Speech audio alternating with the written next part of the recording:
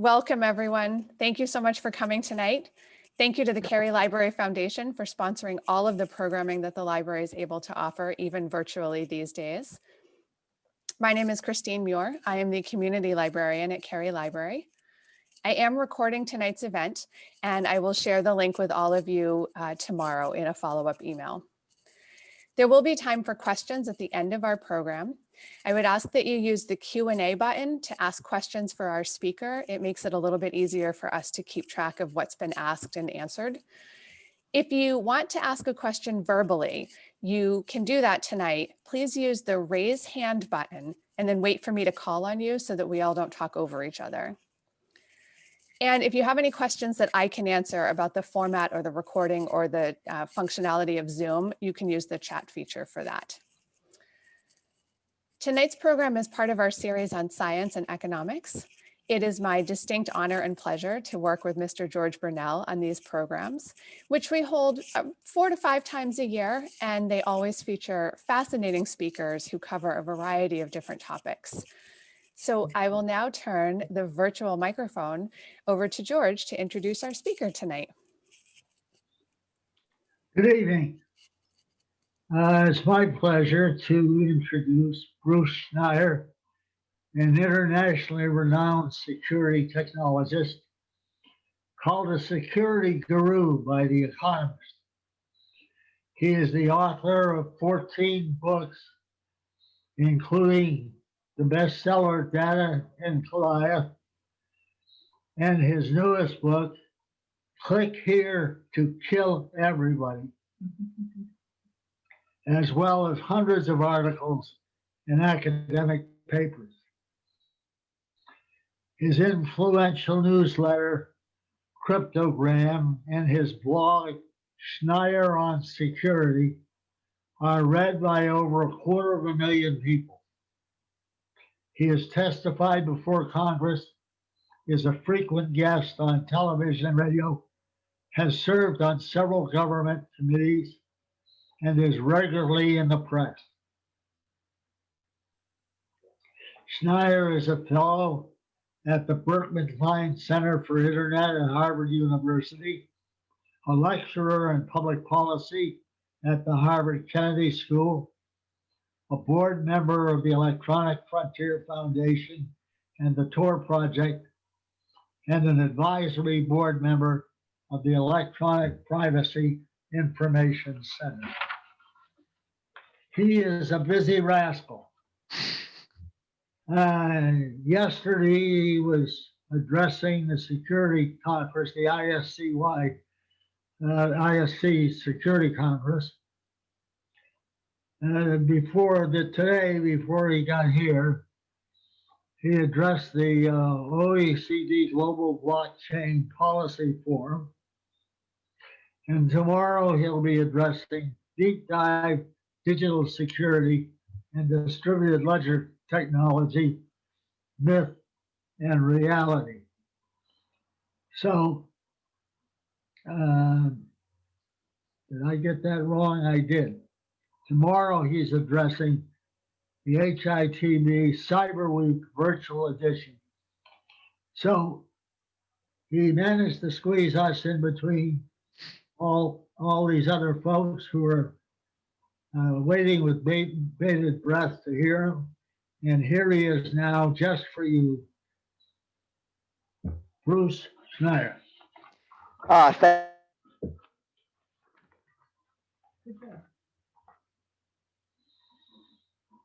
Thank you for that. And I'm at this right. Yeah, you do make me sound busy. And some of the pandemic, right? We have to actually do something, otherwise we get really bored. And virtual conferences are what we have. Some of it is that these are issues, are things we're talking about. So thanks for inviting me. Thanks for having me.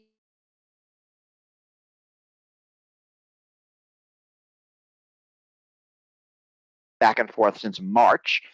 And weather's better where you are than it is where I am. My wife drove to Cambridge from Minneapolis a few weeks ago. She wanted to get some stuff from our apartment. That was a 3-day drive. I have not done that. So here we are. What I want to talk about is the world of physically capable computers. And start with sort of a truism that everything is becoming a computer. Excuse me, we want a prop. This is not a phone, right? This is a small portable computer that happens to make phone calls. And very similarly, my refrigerator is a computer that keeps things cold. My microwave oven is a computer that makes things hot. An ATM machine is a computer with money inside. Your car is a computer with 4 wheels and an engine. Actually, it's a 100+ computer distributed system with 4 wheels and an engine. And this is more than the internet. It's the Internet of Things, but it's more than that as well. It's this immersive society where everything is computerized and everything is connected. And it means a couple of things. It means that internet security becomes everything security, and all the lessons from my world become applicable to everything everywhere. So I want to start with 6 lessons from computer security, some of which you might have heard before, some of which will be new. 1, most software is poorly written and insecure. Now, this is basically economics. We don't want to pay for quality software. There's a joke about restaurants, good, fast, cheap, pick any two. Remember restaurants? It's also true for software. And we tend to pick fast and cheap over good. Now, what this means is, right, poor software is full of bugs. Some of those bugs are security vulnerabilities. And the software we use is riddled with security vulnerabilities, right? This is why all your stuff gets updated all the time. Patch Tuesday for Microsoft Windows, on demand for Apple products. It's what happens. Second lesson, we never designed the internet with security in mind. Now that seems like crazy when I say it today, but if you think back to the early days of the internet, 1970s, 1980s, there were 2 things true. 1, it wasn't used for anything important ever. And 2, you had to be a bona fide member of a research institution to get access to it in the first place. And because of those 2 things, there was a conscious decision to ignore security in the core protocols of the internet and to leave it to the endpoints. Right? If you wanted to build an app that had security, you could build it in yourself. And we are still living with the effects of that decision in the domain name system, internet routing, packet security, email addresses, on and on and on and on. Third lesson, the extensibility of computerized systems means anything can be used against us. Now, extensibility is an important property of computers that normal things don't have. Basically, it means you can't constrain the functionality of a computerized device because it runs software. So when I was a kid, I had a phone at home, big black thing attached to the wall with a cord. You've seen them on TV. And no matter how hard you tried, it couldn't be anything other than a telephone. Right? This, remember, is a computer that makes phone calls. It can do whatever you want. Apple's first slogan for the iPhone was, there's an app for that. You can download new functionality onto this device. You can upgrade it with new features. And those features can accidentally add insecurities. And they could also be features added by attackers. If someone puts a virus on this, they're giving me new features. It's not features I want, not features I paid for, but it's additional functionality. And this is why your computerized refrigerator can send spam. Right? And your computerized webcam can be part of a botnet because they run software. Fourth lesson is about complexity. The complexity of a computerized system means that attack is easier than defense. A lot of reasons for this. Complexity is the worst enemy of security. Basically, an attacker has to find just one avenue of attack. Defender needs to defend the entire attack surface. So attack becomes easier than defense, and security testing is hard. Fifth lesson, there are new vulnerabilities in the interconnections. The more we connect things to each other, the more vulnerabilities in one thing affect another thing. By 2016, the Dyn botnet, vulnerabilities in digital video recorders and CCTV cameras allowed hackers to launch massive DDoS attacks against a domain name system, dropped a bunch of popular websites. By 2013, Target Corporation, they're hacked by someone going in through the HVAC contractor of several mid-Pennsylvania stores. 2018, my favorite story, a Las Vegas casino was hacked, and I'm not making this up, through their internet-connected fish tank. Right? Vulnerabilities like this can be hard to fix. No one system might be at fault, and it might be an interaction between two individually secure systems. Sixth lesson, attacks always get better, easier, and faster. Some of this is Moore's law. Computers get faster. Right? What might have been a secure password 10 years ago might not be secure today. Not because we're smarter at password guessing, we're just faster at it. But we do also get smarter. Attackers get smarter. They adapt. And expertise flows downhill. Today's top secret NSA programs become tomorrow's PhD theses and the next day's hacker tools. So none of these 6 lessons are new. And up to now, this has all been a manageable problem. But for a confluence of reasons, we're reaching a crisis. Particularly, I want to talk about automation, autonomy, and physical agency. They bring new dangers. Now, traditionally, let's step back. In security, we have 3 things we provide: confidentiality, integrity, and availability. It's called the CIA triad. Traditionally, computer security is about confidentiality, privacy, data theft, data misuse, and these are the news stories. Equifax, the Target hack, Office of Personnel Management, Facebook and Cambridge Analytica. Someone got my data and did something with it I don't like, right? A confidentiality breach. But the threats come in many forms. A DDoS attack, a denial of service attack, is an availability attack. I can't get to the thing. Ransomware is an availability attack. Someone encrypted my files. Nobody stole anything, but I can't get to it. An integrity attack. I hack into a bank, manipulate bank balances, didn't steal any data, but I changed the integrity of the system. So today, the integrity and availability threats are much worse than the confidentiality threats.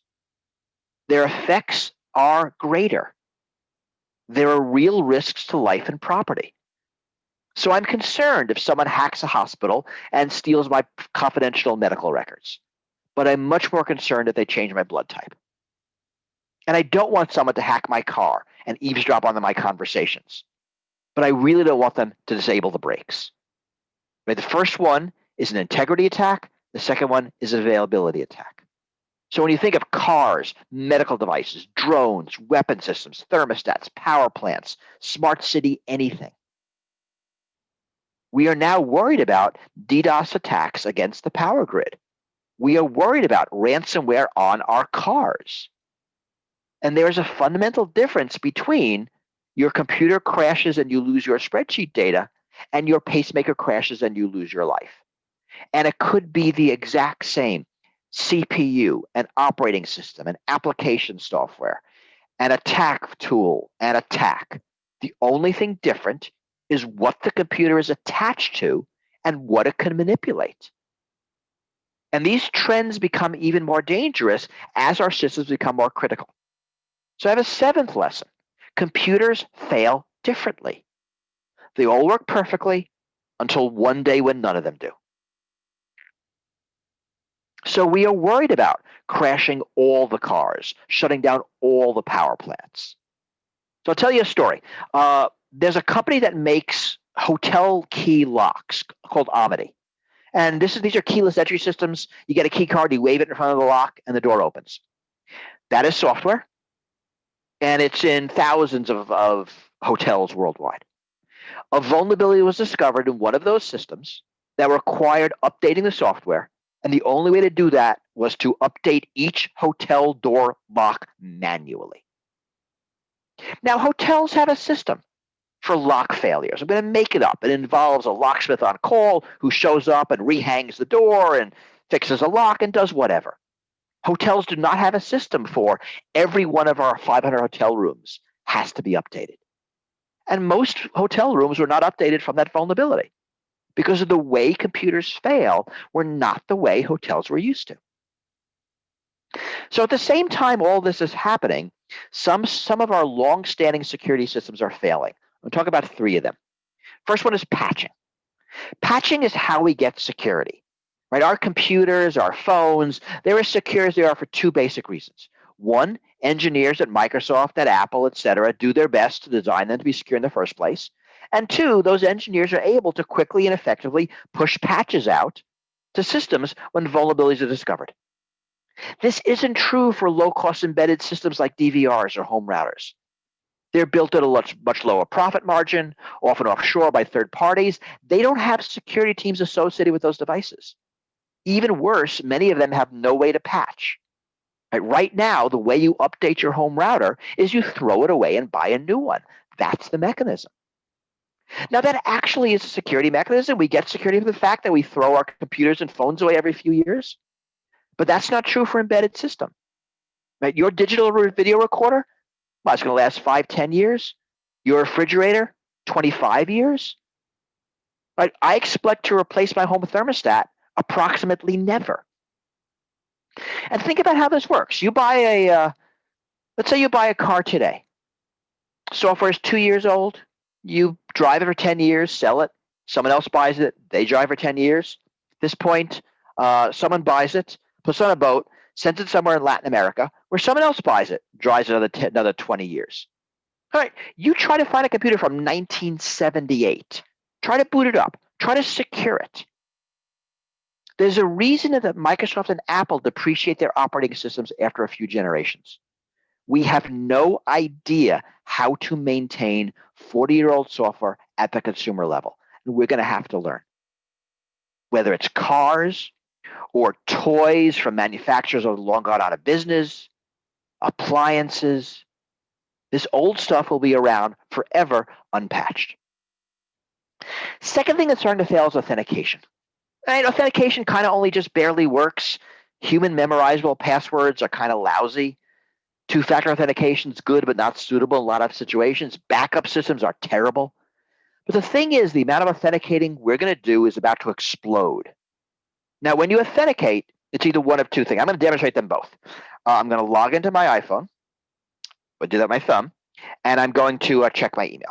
All right, so that's two things. I authenticated to an object, to a device, and I authenticated to a remote service. What we're going to see the rise of is thing-to-thing authentication. Right? Or that's the Internet of Things. That's 5G. It's things talking to things without us intervening. You have 100 IoT devices that need to talk to each other. That's 10,000 authentications. You have 1,000. That's 1,000,000 authentications. We don't know how to do that. We can do it a little bit. Right now, when I walk into my car, this automatically authenticates to the car and uses the microphone and speakers. Right? That works. That's Bluetooth. But if you think about it, I was there to set it up. That does not scale to 1,000. That does not scale to 1,000,000. And we don't have a good answer here. Third thing that's failing is supply chain. And that's an insurmountably hard problem. In the news, of course, is ZTE and Huawei. Should we trust Chinese network equipment? A few years ago, it was Kaspersky. Should we trust Russian antivirus equipment? This is not just the US, China, India. They have banned services and products. 1997, we were concerned about a company called Checkpoint. Should we trust an Israeli security company? Now, this is a real problem, and I'll state it this way. Should you trust a software from a company in a country whose government you don't trust? It's a good question, but it's just the beginning of a very complex problem. This is an American product, but it's not made in the US. Its chips are not made in the US. Its software is written around the world by people with about 100 different passports. And any one of those people can put backdoors into this thing. We've discovered backdoors in American products, Juniper firewalls, D-Link routers, and there's more. You have to trust the distribution mechanism. Right? There are fake apps in the Google Play Store. You have to trust the update mechanism. Not Petya, the worm, was distributed through a fake update of a popular Ukrainian accounting package. You have to trust your shipping mechanism. Right? And there's a pretty infamous photo from the Snowden documents of NSA installing backdoors to the Cisco equipment destined for the Syrian telephone company. Right? The problem is you can't trust anyone, yet you have to trust everyone. And we have no good answer. right? You can imagine a US only iPhone. It'll probably cost 10 times as much. No one will buy it. We are deeply, deeply international. So this is really a perfect storm. Security is failing just as everything is becoming interconnected. And we have been okay with an unregulated tech space because it didn't matter. And this is no longer sustainable. Now, primarily, this is a policy problem. And getting the policy right is critical. Law and tech have to work together. And my latest book speaks to security policy. It does have the great title of Click Here to Kill Everybody. And there, in it, I spent a lot of parts, different parts of the solution: standards, regulation, liabilities, international treaties and agreements, and so on. I want to highlight two principles: one policy, one technical. The policy principle: defense must dominate. Or another way to think of it is one world, one network, one answer. Gone are the days when we could defend our stuff and attack their stuff. That worked during the Cold War because our stuff and their stuff were different. Today, everyone uses the same stuff. We all use Microsoft Windows and PDF files and Internet Protocol and iPhones. Right? So it's either security for everyone or security for no one. Or put it another way, either everyone gets to spy or no one gets to spy. Lots of examples of systems where the government was using insecurities, and a few years later, the criminals started using the same insecurities. Right? We see that in cell phone security, in internet security. But basically, this means design for security and not for surveillance and attack. And yes, we will lose security because the bad guys will be able to communicate using these devices. But as long as this is in the hands of every single, police officer and judge and CEO and elected official and nuclear power plant operator and voting official, defense has to dominate. It is too important. Technical principle: build in resilience. Assume insecurity and design systems that work anyway. And we kind of know the toolbox here: defense in depth, compartmentalization, avoiding single points of failure, ways to fail safe, fail securely, removing functionality, deleting data, systems that monitor other systems. There's a lot of engineering we can bring to bear here. We need to do it. The real question is how to get from here to there. And here's my problem: markets can't solve this. Markets are short-term and profit-motivated at the expense of society. They cannot solve collective action problems. And government is the entity we use to solve problems like this. Government is how we act collectively as citizens and not individually as consumers. Of course, there are going to be problems with this. It is hard for governments to be proactive. I need to worry about regulatory capture. And this kind of interesting problem of security versus safety. A static safety environment versus an intelligent, adaptive human adversary that we really need to figure out. And really how to regulate in a fast-moving technological environment. The devil is in the details here, and I don't have them all, but the alternative simply isn't viable any longer. Because here's the thing: governments will get involved regardless. The risks are too great and the stakes are too high. Government is already involved in physical systems: cars, planes, consumer goods, medical. The physical threats of the Internet of Things will spur them into action.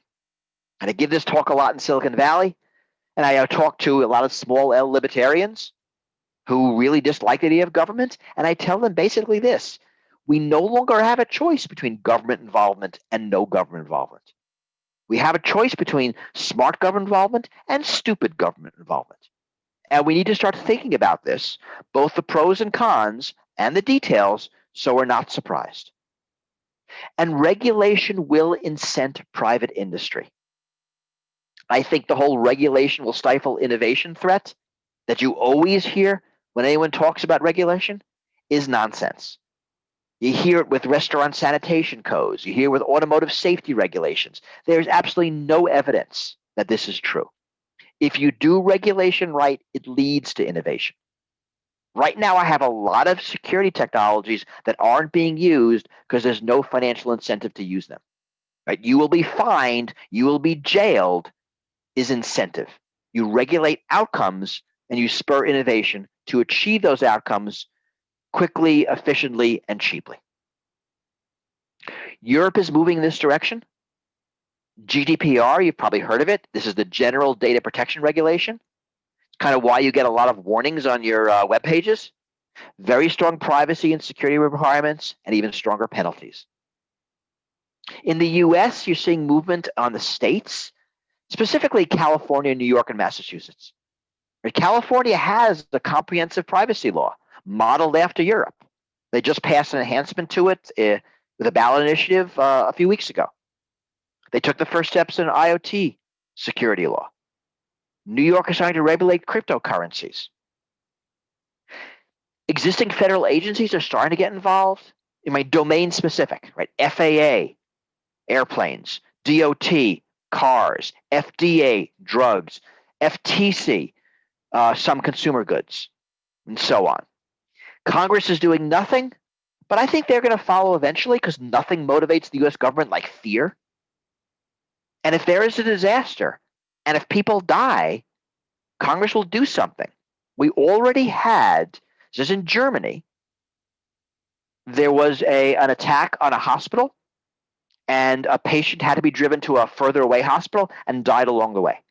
So this is really a confirmed death due to a cyber attack. And the government is trying to prosecute the hospital for having bad computer security. We'll see how it goes. Now, the international considerations of this are interesting because software is write once, sell everywhere. The car you buy in the United States is not the same car you buy in Mexico.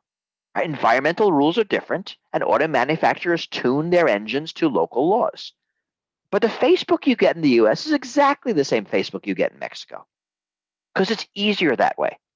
Right, so California passed an IoT security law a few years ago. It comes into force in 2 months. And one of the provisions is no default passwords.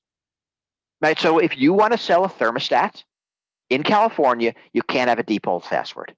Now, the thermostat company is not going to have 2 separate thermostats, one for California and one for the rest of us. We will benefit from California's law. Same way, so many companies are implementing GDPR and the California privacy laws worldwide because it is easier than figuring out who is a European and who is in California. Right? So regulation in a few large markets improves security everywhere. And once again, I don't see an alternative. There is not an industry in the past 150 years that has improved safety or security without being forced to by a government. Cars, planes, pharmaceuticals, food production, medical devices, restaurants, consumer goods, workplace conditions, most recently financial products. Thank you, Elizabeth Warren. Again and again, the market doesn't reward security and safety. Government has to force it. Right now, what I want is more technologists involved in policy. I have a very mixed audience here, but I want to speak to the technologists for a second. As internet security becomes everything security, internet security technology becomes more important to overall security policy. And all the security policy issues will have strong technological components. We will never get the policy right if policymakers get the technology wrong. You could see it in the going dark debate, the vulnerability equities debate, voting machine debate, driverless car security. Right? Remember Apple versus FBI, the debate over the iPhone? That was policymakers and technologists talking past each other. If you watched last year the Facebook hearings, or wasn't there another Facebook hearing today, or maybe it's tomorrow? Right? You will watch policymakers with no idea how to possibly regulate technology. There was a senator last year who asked Mark Zuckerberg, how does Facebook make money? That's kind of terrifying. We have to fix this.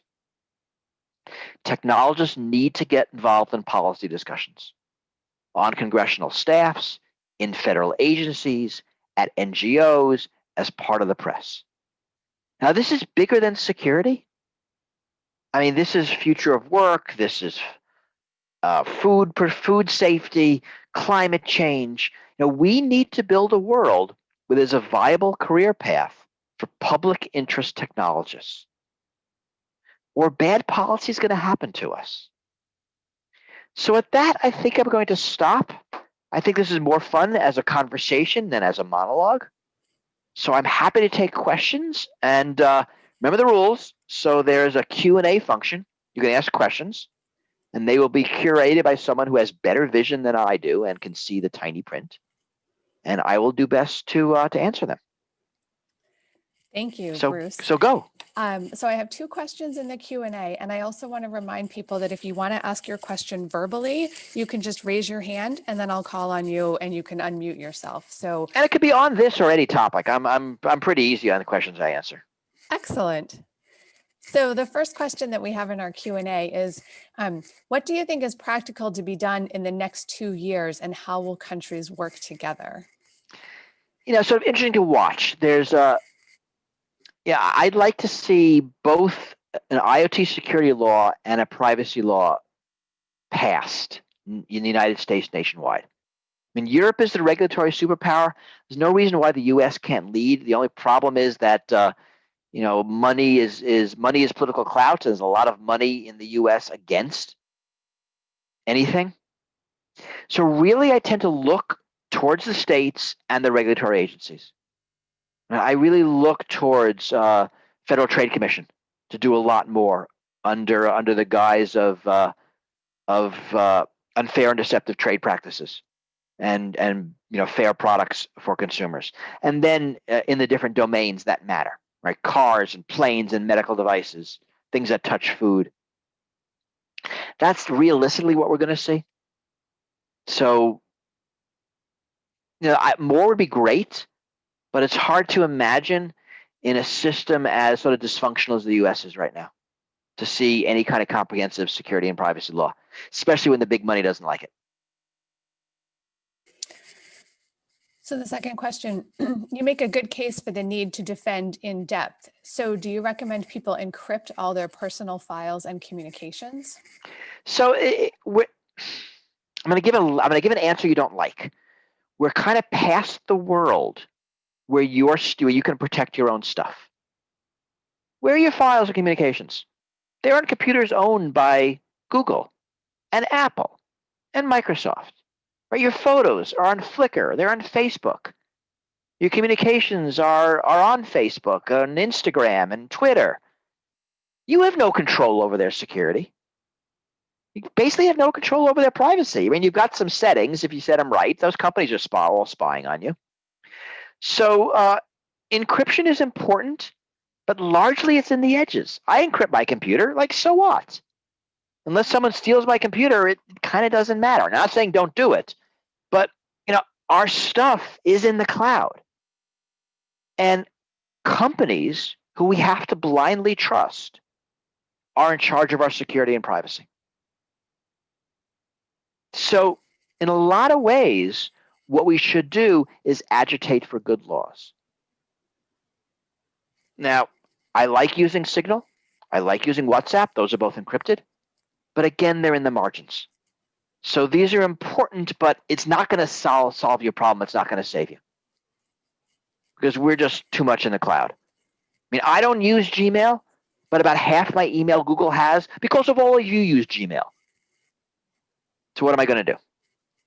Doesn't matter if I encrypt it, right? It's unencrypted at Google. So the next two questions both kind of tie into that. I'm just going to read them in order because I don't think they're different. What are some of the practical things that individuals can do to improve their own computer or internet security? So, most people, what I want is people to have, turn on encryption for your laptops. It's super easy to do. It's kind of invisible. Just do it.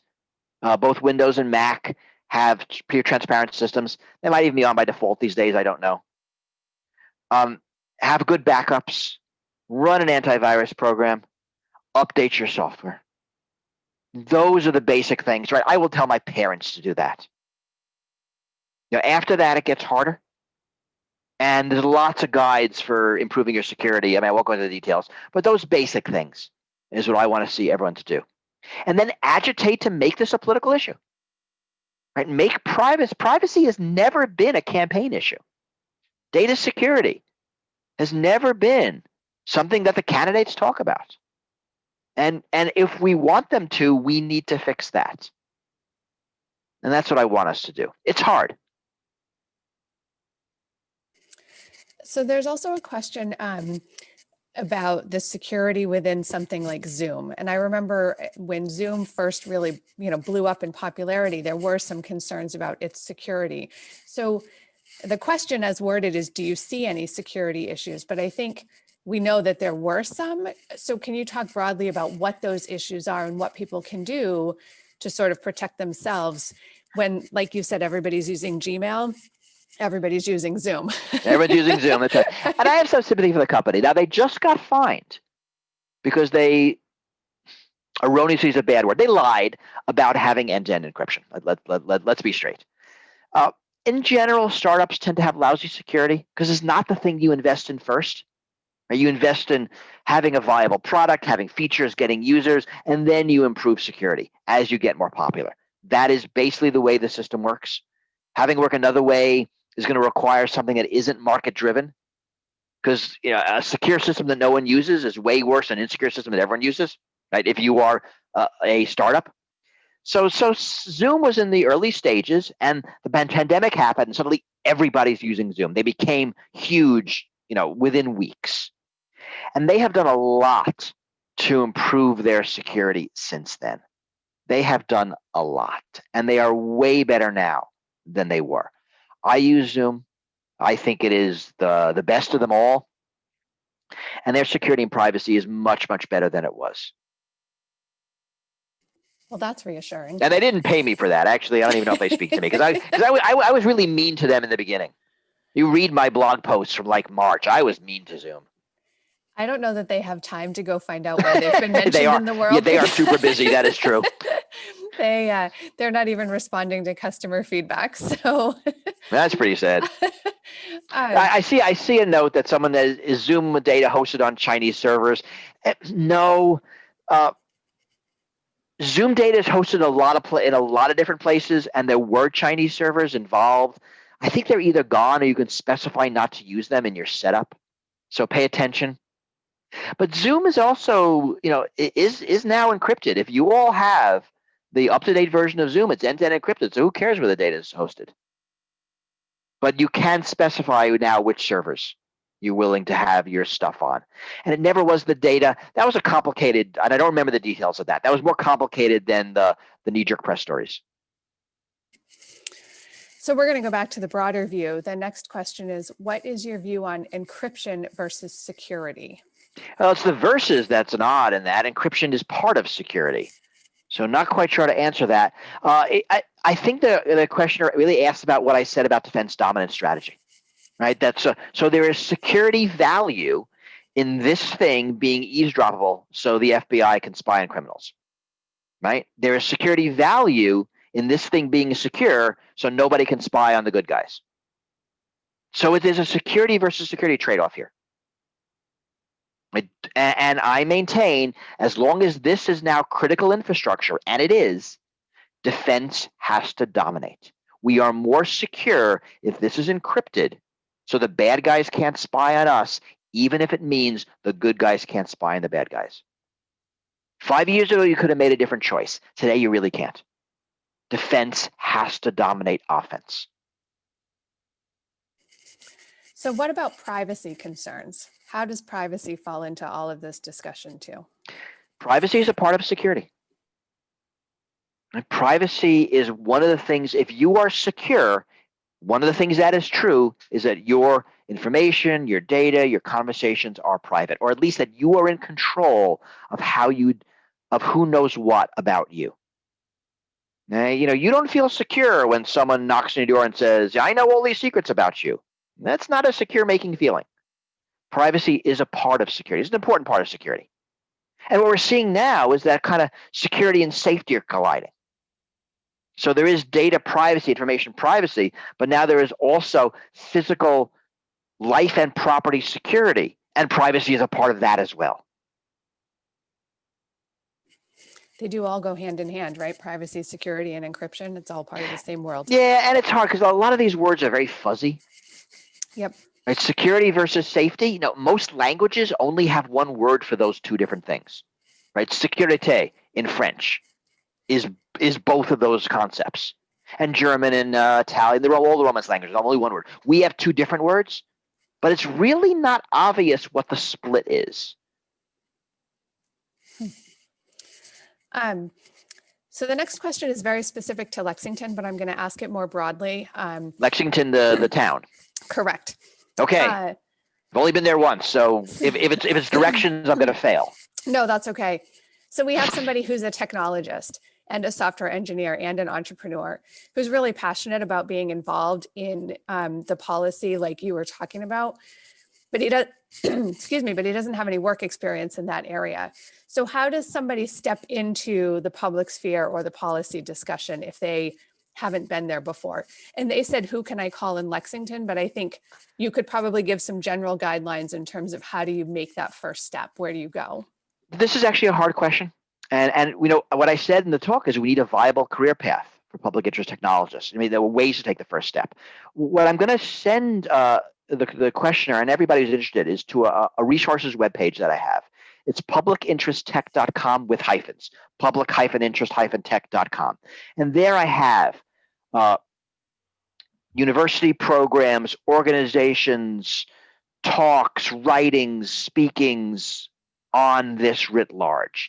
And I think that's where to go to find out what you could do with what you have. Particularly, there are a few reports by Friedman Consulting that they did for the Ford Foundation that talked about this space writ large. Ford is doing a lot of funding in this space. The Ford, MacArthur, mostly are trying to fund public interest tech.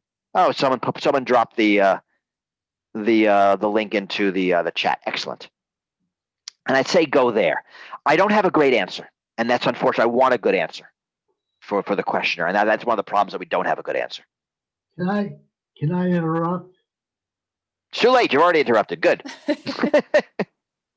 The answer to that might be to talk to a select board member, Joe Petto, and the other one is to talk to the chairman of our computer club, John Rudy. And I'm done.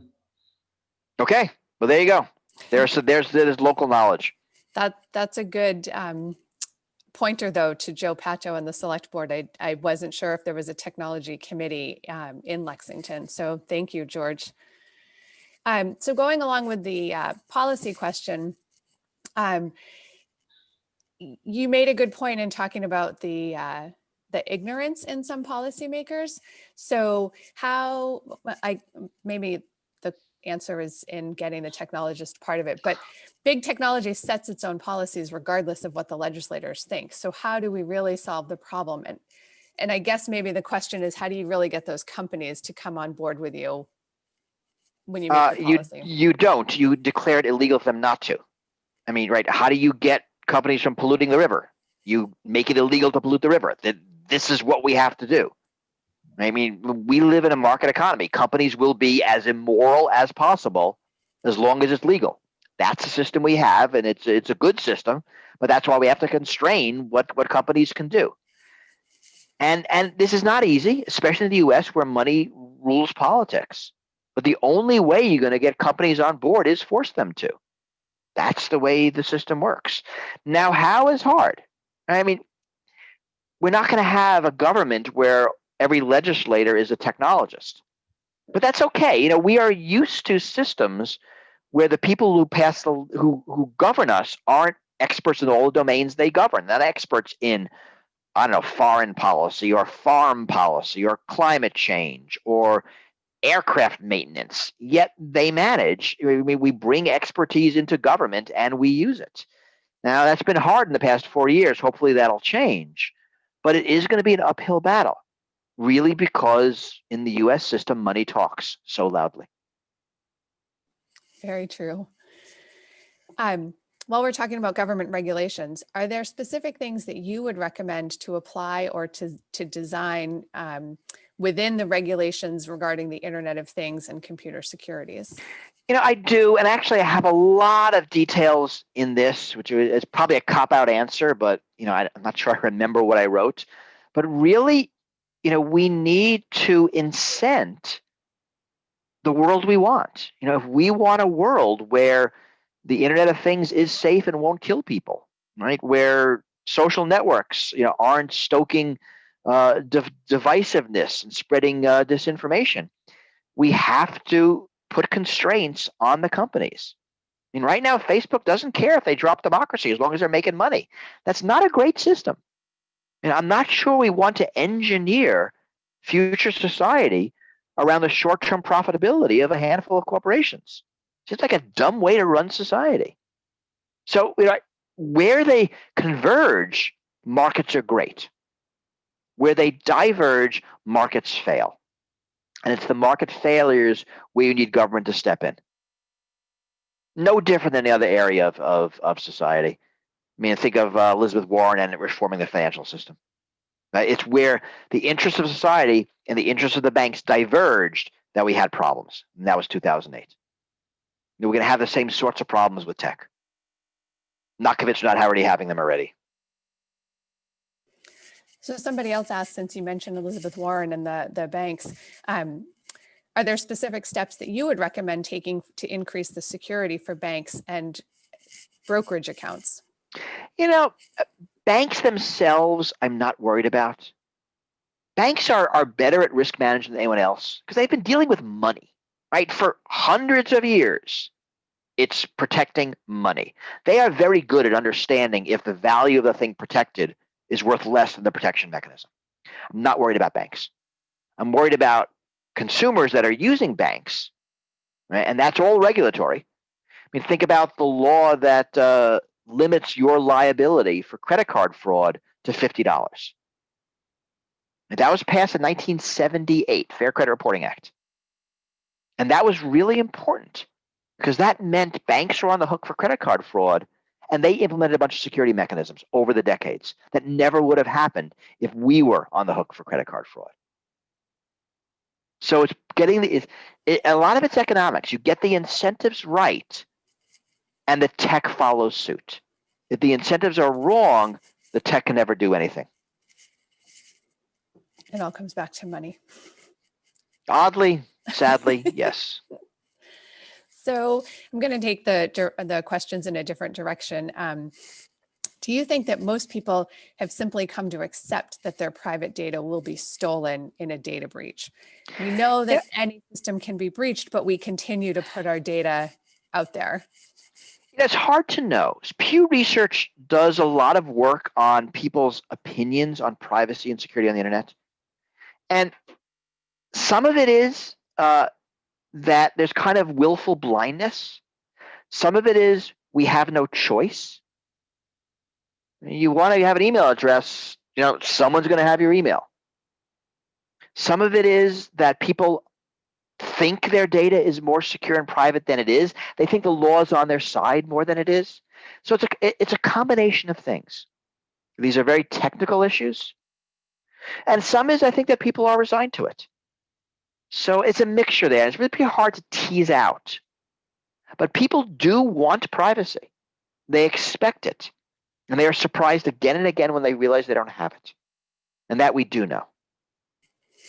I think it's interesting to talk about what kind of choice people have. There was a book that came out maybe 10 years ago or so called Boilerplate. And it's kind of about how the agreements when you sign up for I don't know that Gmail has one, but when you get an Apple product. I guarantee they have one. You haven't read it. Everyone has one. Nobody reads them, and yet Nobody you have reads to it. agree to them. And they're crazy. They'll say things like, if this software deliberately maims your children, and we knew it would, but didn't tell you because we didn't want to hurt sales, we are not liable. Those shrink wrap agreements are crazy. Right. But they are in place because the companies were so powerful and said, we need to put these in place, or otherwise nothing will happen. And the court said, yeah, I guess so. And you have no ability to negotiate them. Right. And you can't go to Google and say, I want a better deal. They'll say, okay, go away. The only way you will get a better deal is through government action. The market will not solve this. And the fact that these companies are monopolies makes it even harder. Yes. Are there any political figures on the national level who are championing these causes and working towards that? There are, and I'm terrible with names. So there's, I think, Senator Markey from Massachusetts has long been championing in this. That's one name I remember. The one who was the one who asked James Comey that really bad trick question, right? Do you spy on Americans? Him, whose name is out of my head. This will happen to you as you get older. You lose proper nouns. And there are some others. There are a few. It's not a lot. I was trying to Google that name, but I couldn't get there fast enough. I know. I could Google it. I get it in a second. I can look it up later and put it in the Benefit chat. of Google, right? You don't have to know the thing. You just have to know enough about the thing that you can find it on a search. Right. So somebody asks, should we bring back the Office of Technology Assessment to help? God, yes. I mean, and that's just not just security. The OTA did amazing work, like teasing apart technical issues and laying out the policy alternatives.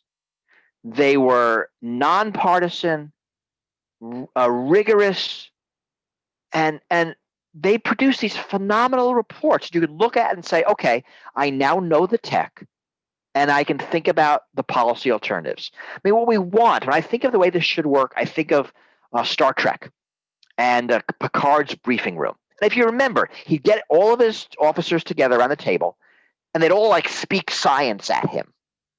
And he wouldn't discount the science or demand different science or call it fake news. He listened to his technologists and then made a policy decision. Right? That's what we want.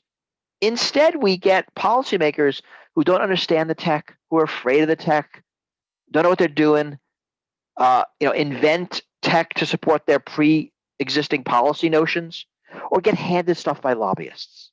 Right? That's not any way to run a starship. And we kind of deserve better. So here's a technology question.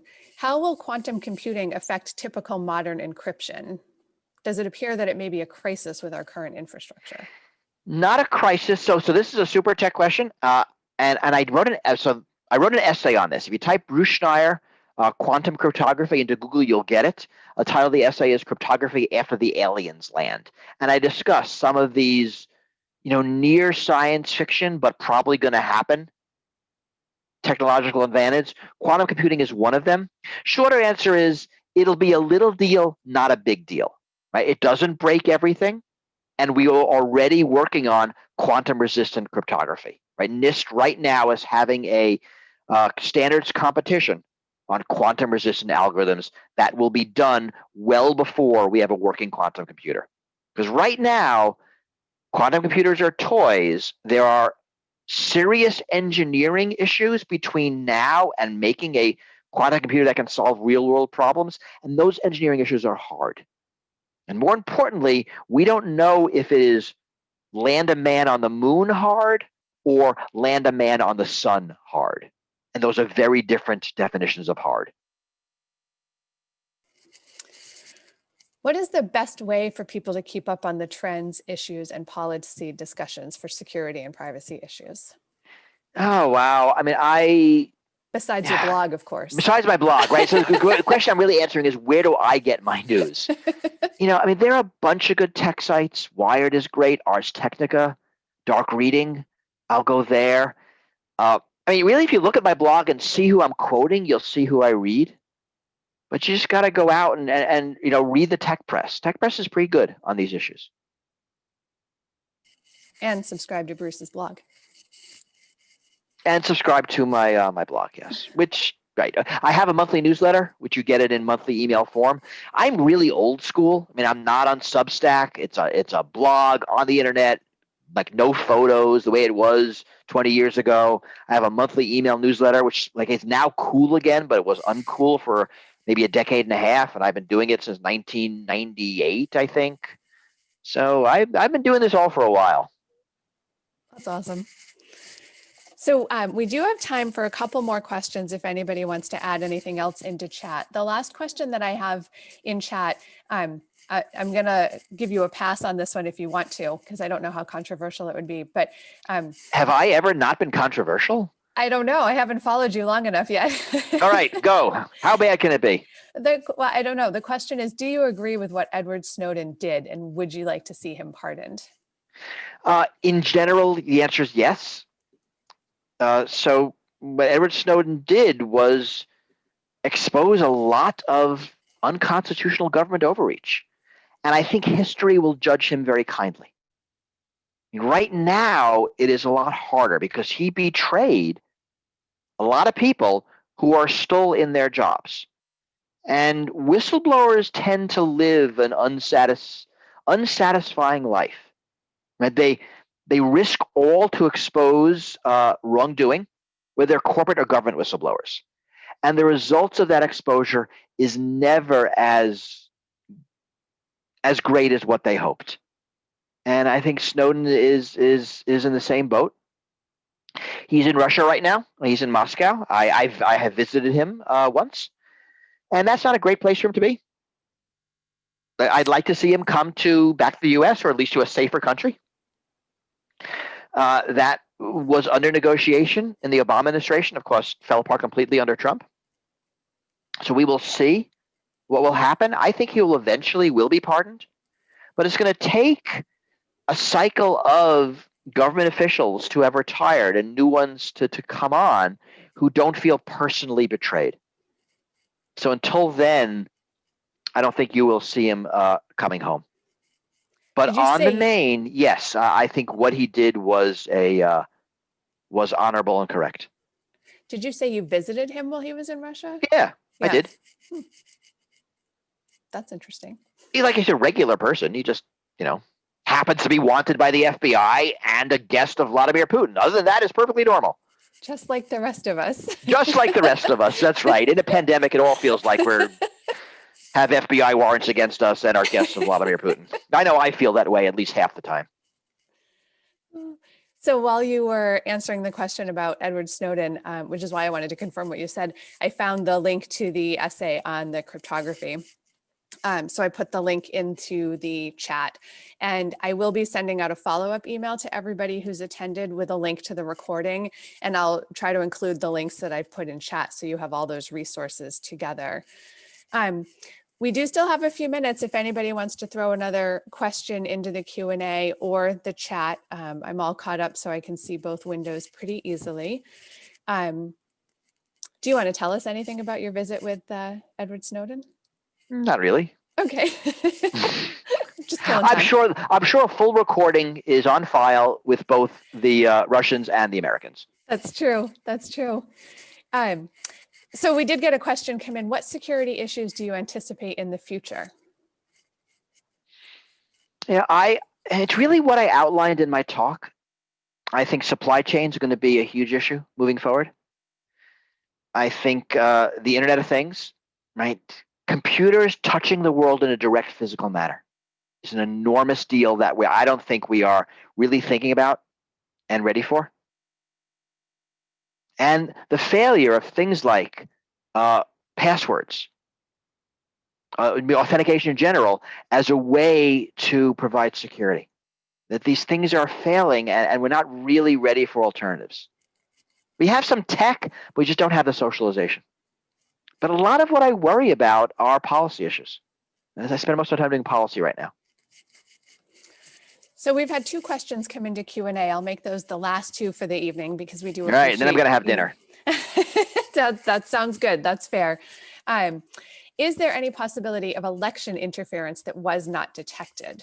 I mean, possibility is a very, very low bar, so of course, but it does seem like, amazingly enough, this was a surprisingly secure election.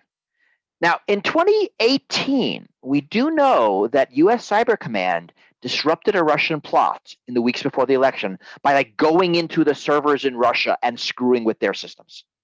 We don't know the details. This has come out kind of halfway in meetings and innuendos. Did something similar happen here? We don't know. We'll probably find out in coming months. But it does seem like votes were not flipped. There was no chaos due to voting rolls not being accurate. There was nothing involved in the reporting mechanisms that went awry. That this really was a secure and accurate election. Kind of amazing, and we should all be heave a sigh of relief and maybe pat ourselves in the back for doing a good job. But that does seem to be what happened. Now, it doesn't mean our voting systems are not vulnerable. It doesn't mean we shouldn't really pay attention to improving the accuracy and fairness of our elections. But right now, the most interference seems to have been in domestic voter suppression and not through manipulation of the systems. And we knew about voter suppression. This isn't news. Right. So our last question for tonight is somebody is asking if you can recommend a book that you've written for us neo-Luddites, which I think you might say most of your books, because you did tell me that you are good at translating from the technical to the everyday language. But do you want to talk about some of your books or recommend one in particular? I'm going to give 3 recommendations. I'm my 3 most recent. So this is my latest, Click Here to Kill Everybody, and it's really about safety. It's about physical objects, security of things. Right? Computers affecting the world in a direct physical manner. My previous book, which I don't have in front of me to wave around, is called Data and Goliath, and it is about data and privacy. It talks a lot more about what governments and corporations are doing to spy on us, right? And surveillance is the business model of the internet. Surveillance is leveraged by governments worldwide, US, China, everybody else. So that book is about that. A more interesting book is my previous one to that is called Liars and Outliers, and it is about trust and how security enables the trust that society needs to function. So those are the 3 I will give people as options to read. And I'm sure your library has them all, multiple copies. I just made that up. We probably do have, I will double check, but I did put all the titles in chat for everybody. If we don't have any, I will go in and purchase them, whatever we don't have. And this is a responsive library, and we should all be grateful for that. I love your titles. They're very clever. So I like clever. I'm good at clever titles. I actually have like a minor hobby helping other authors with their titles. Well, it's good to be able to be clever and witty when you're writing about technology and security and things. So my belief is you want a clever title and a descriptive subtitle. I know there are a lot of different ways people think about books, but I think of a waterfall model. The title makes you read the subtitle. The subtitle makes you read the jacket blurb, which is also on the Amazon page, and the jacket blurb makes you read the book. Right? So it's a matter of drawing people in slowly. They say that with graphic design too. If you're creating a poster for an event, you want to draw people in so that they keep reading the smaller print as they get closer. They want to keep, so good principles in mind. There you go. I would like to thank you so much for joining us tonight. This was fascinating. Thank you for having me. It's been fun. I wish we could have done this in person. I hope someday we will again. Harvard is online in the spring semester, so I'm not going to be back there until, I don't know, summer, September. Wow. Who knows? I miss you all. Where are you right now, physically? I live in Minneapolis. Oh, no kidding. But I live in Minneapolis, have an apartment in Cambridge, and I'd go back and forth. I'd be there during the semesters, and I'd come back here, and I haven't seen Cambridge since March. I miss the restaurants. I miss the streets. I miss my apartment. I miss people. Well, Minneapolis is. This is like the worst pandemic ever. This is whose idea was this? Not mine.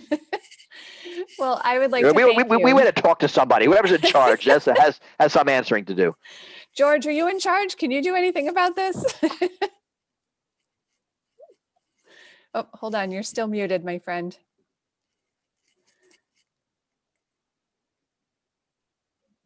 There you go. Nope. Yeah, mute. It's got a little delay there. Yeah. If I could do anything about it, I'm a little negligent. I should have made it a long time ago.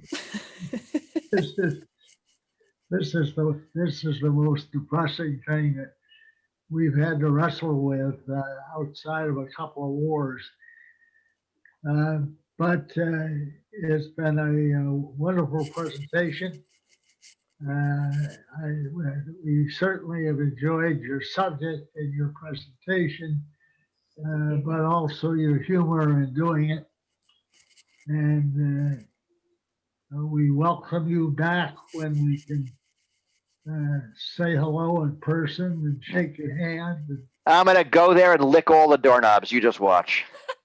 I'll tell you, you'll have an invitation when we can put you there in person. Thank you. So thank you very much. The one, it's leveraging off an earlier question, but there are some people in this audience, if they're still here, who might be activists in getting some legislation, working with legislators to get some legislation. So you might get a phone call asking where we might, what we might be doing that would be most productive in that arena. But this is a community and a body of folks who might just take on pushing that ball downhill. I would welcome that. And I forgot, Massachusetts passed the right to repair law. That was a big deal. All right, that was that was a ballot initiative just a few weeks ago. So that's another good thing. Yeah, and that was a communications problem because it wasn't so much that the material was incorrect, but it was presented in a way in which you could read it two ways. Yeah, auto manufacturers did a whole lot of misinformation around that. Yeah, They're just trying to protect their profits. part of it might have been intentional, but I think part of it just was not intentional, but it happened. Fair. Right. We're pretty good at getting in early and going for something that's important and worthwhile. And I thank you for presenting it and shining a light on this subject. Yeah, thank you. Thanks for having me. And lots Thank of you. thanks in the chat. People appreciated the talk. So thanks to everyone who came tonight, and enjoy the rest of your evening. And good luck with winter. Bye-bye. Take care, everyone. Stay safe.